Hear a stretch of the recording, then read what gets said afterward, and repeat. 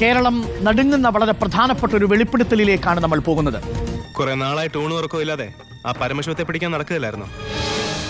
ഈ കേസിലെ ഏറ്റവും നിർണായകമായ വെളിപ്പെടുത്തൽ. ഫുൾ ഡീറ്റെയിൽസ് കിട്ടി.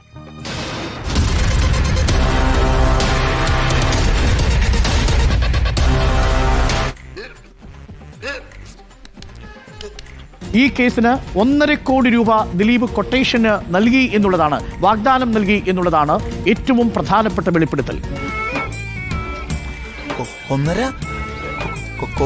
അതിൽ 80 ലക്ഷം രൂപ ഇനിയും ലഭിക്കാനുണ്ടെന്നും 70 ലക്ഷത്തോളം രൂപ പല തവണയായി വാങ്ങിയിട്ടുണ്ട് എന്നും പൾസർ സുനി നമ്മളോട് വെളിപ്പെടുത്തുന്നു.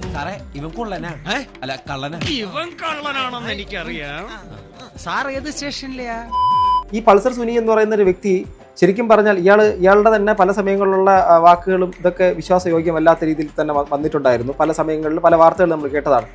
ഇങ്ങനെയുണ്ടോ കള്ളന്മാരുടെ ലോകത്ത്? വെറുതെ ഇങ്ങനെ ഓരോ റൂമിലും കയറി വന്ന് നട്ടാ കുരുക്കഥ നുണകൾ പറയല ഇവന്റെയൊക്കെ ഹോബി.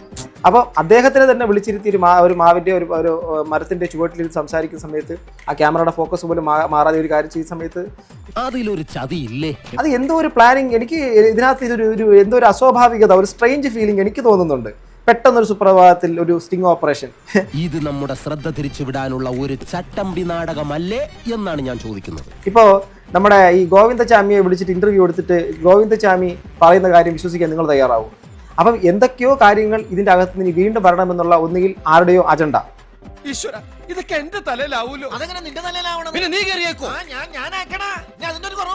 ആ വീഡിയോ എടുത്തേക്കുന്ന സ്റ്റിംഗ് ഓപ്പറേഷൻ, ഒളി ക്യാമറ എന്നൊക്കെ പറയുന്നത് നമ്മൾ പലതും തെഹൽക്കേടത്തൊക്കെ കണ്ടിട്ടുണ്ട്. സ്റ്റിംഗ് ഓപ്പറേഷൻസ് ഒക്കെ നമ്മൾ വ്യക്തമായി കണ്ടിട്ടുണ്ട്. ഇതൊരു സ്റ്റിംഗ് ഓപ്പറേഷൻ ആയിട്ട് നിങ്ങൾക്ക് തോന്നി ആർക്കെങ്കിലും?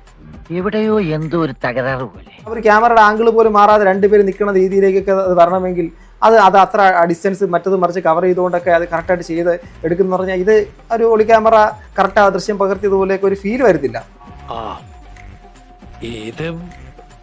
എന്റെ കൺമുമ്പിൽ നീതി ലഭിക്കണം ആ സ്ത്രീക്ക് ആത്യന്തികമായിട്ട്. അവരെ വേട്ടാടാൻ പാടില്ല ഈ സമൂഹത്തിൽ.